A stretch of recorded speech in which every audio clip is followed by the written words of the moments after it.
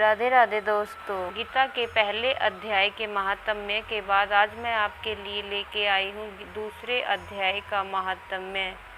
गीता अध्याय के महात्म्य को चातुर्मास व कार्तिक मास व 11 के दिन पढ़ने से बहुत अधिक पुण्य की प्राप्ति होती है। अर्थात आप चातुर्मास व कार्तिक माह में गीता के अध्याय का अध्ययन जरूर करें। इससे श्री हरि विष्णु और माता लक्ष्मी की कृपा हम पर बनी रहती है। तो आइए शुरू करते हैं श्रीमद् भागवत गीता के दूसरे अध्याय का महात्म्य। श्री भगवान कहते हैं, लक्ष्मी प्रथम अध्याय के महात्म्य का उत्तम उपाख्यान मैंने तुम्हें सुना दिया। अब अन्य अध्यायों के महात्म्य श्रवण करो। दक्षिण दिशा में वेद वेता ब्राह्मणों के पुरनंदपुर नामक नगर में श्रीमान देव शर्मा नामक एक विद्वान ब्राह्मण रहते थे।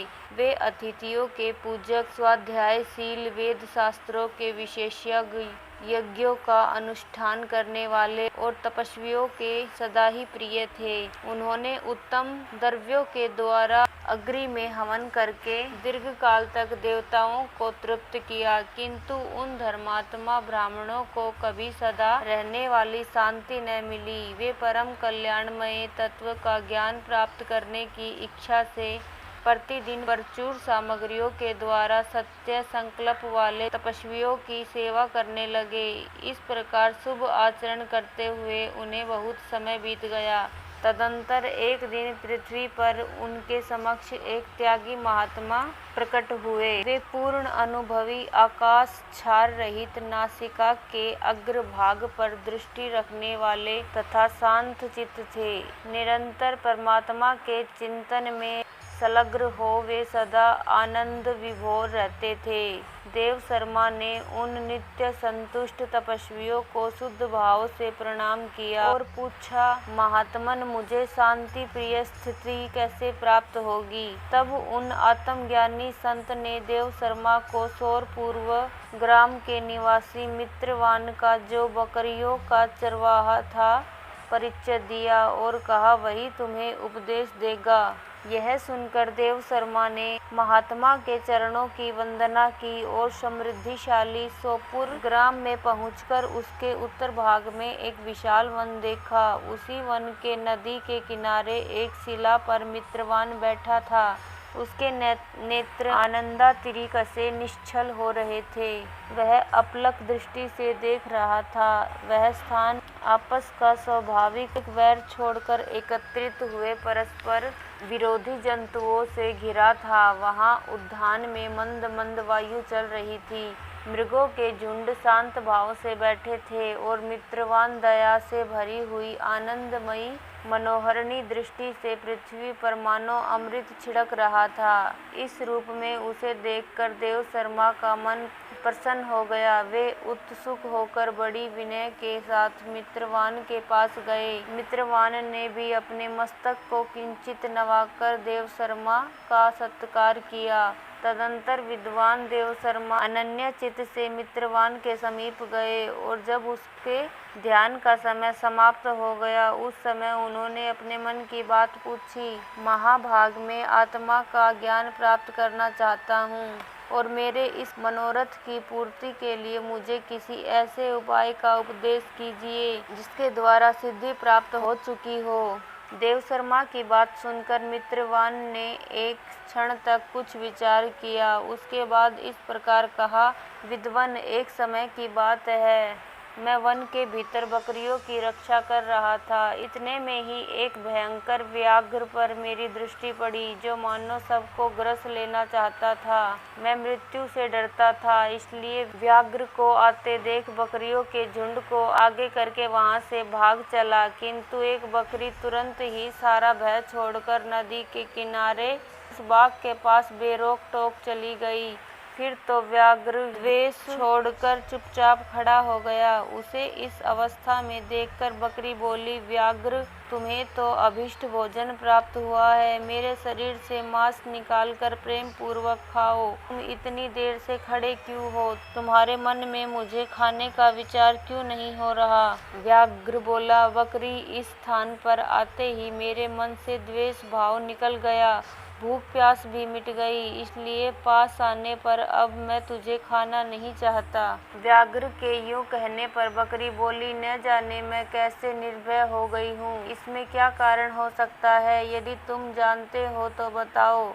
यह सुनकर व्याघ्र ने कहा, मैं भी नहीं जानता, चलो सामने खड़े हुए इन महापुरुष से पूछें। ऐसा निश्चय करके वे दोनों वहां से चल दिए। उन दोनों के स्वभाव में वह विचित्र परिवर्तन देखकर मैं बहुत विस्मय में पड़ा था। इतने में ही उन्होंने मुझसे भी आकर प्रश्न किया। वहाँ वृक्ष की शाखा पर एक वानर राज था। उन दोनों के साथ मैंने भी वानर राज से पूछा। मेरे पूछने पर वानर राज ने आनंद पूर्वक कहा, अजापाल सुनो, इस विषय में तुम्हें प्राचीन वृत्तांत सुनाता हूँ। यह सामने वन के भीतर जो बहुत बड़ा मंदिर है उसकी ओर देखो। इसमें ब्रह्मा जी का स्थापित किया हुआ एक शिवलिंग है। पूर्व काल में यहाँ सुकर्मा नामक एक बुद्धिमान महात्मा रहते थे जो तपस्या में संलग्न होकर इस मंदिर में उपासना करते थे। वे वन में फूलों का संग्रह कर लाते और नदी के जल में पूजनीय भगवान शंकर को स्नान कराकर उन्हीं से उनकी पूजा किया करते थे। इसी प्रकार आराधना का कार्य करते हुए सुकर्मा यहाँ निवास करते थे। बहुत समय के बाद उनके समीप किसी अतिथि का आवागमन हुआ।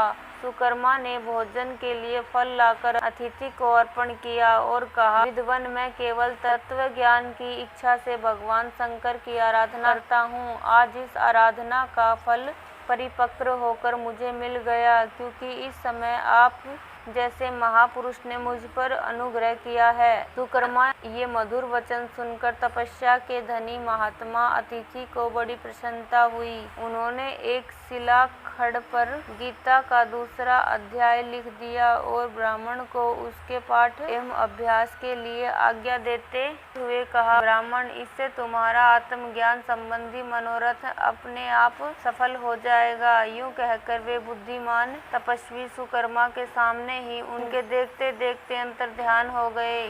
सुकर्मा विस्मित होकर उनके आदेश अनुसार निरंतर गीता के द्वितीय अध्याय का अभ्यास करने लगे। तदंतर दीर्घ काल के पश्चात अंत कारण शुद्ध होकर उन्हें आत्मज्ञान की प्राप्ति हुई। फिर वे जहाँ जहाँ गए वहाँ वहाँ का तपोबल शांत हो गया। उनमें शीत उष्ण और राग द्वेष आदि की बाधाएं दूर हो गई। इतना ही नहीं, उस स्थान में भूख प्यास का कष्ट भी जाता रहा तथा भय स्वर्था अभाव हो गया। यह सब द्वितीय अध्याय जप करने का सुकर्मा ब्राह्मण की तपस्या का ही प्रभाव समझो। मित्रवान कहता है, वानर राज के यूं कहने पर मैं प्रसन्नता पूर्वक बकरी और बाघ के साथ उस मंदिर की और गया। वहां जाकर शिला खड़ पर लिखे हुए गीता के द्वितीय अध्याय को मैंने देखा और पढ़ा। उसी की आवृत्ति करने से मैंने तपस्या का पार पा लिया है। अतः भद्र पुरुष, तुम ही सदा द्वितीय अध्याय की ही आवृत्ति किया करो। ऐसा करने पर मुक्ति तुमसे दूर नहीं रहेगी। श्री भगवान कहते हैं, प्रिय मित्रवान के इस प्रकार आदेश देने पर देव शर्मा ने उसका पूजन किया और उसे प्रणाम करके पुरंदरपुरी की राह ली। वहाँ किसी देवालय में पूर्वोक्त आत्मज्ञानी महात्मा को पाकर उन्होंने यह सारा वृत्तांत निवेदन किया और सबसे पहले उन्हीं से द्वितीय अध्याय को पढ़ा। उनसे उपदेश पाकर शुद्ध अंतकरण वाले देव शर्मा प्रतिदिन बड़ी श्रद्धा के साथ द्वितीय अध्याय का पाठ करने लगे। तब से उन्होंने अनवध परम पद को प्राप्त कर लिया। लक्ष्मी यह द्वितीय अध्याय का उपाख्यान कहा गया है। तो दोस्तों, ये था गीता के दूसरे अध्याय का महात्म्य। गीता के और महात्म्य सुनने के लिए आप मेरे चैनल को सब्सक्राइब कर लें ताकि आने वाले अगले महात्म्य की जानकारी आपको प्राप्त हो जाए। धन्यवाद दोस्तों।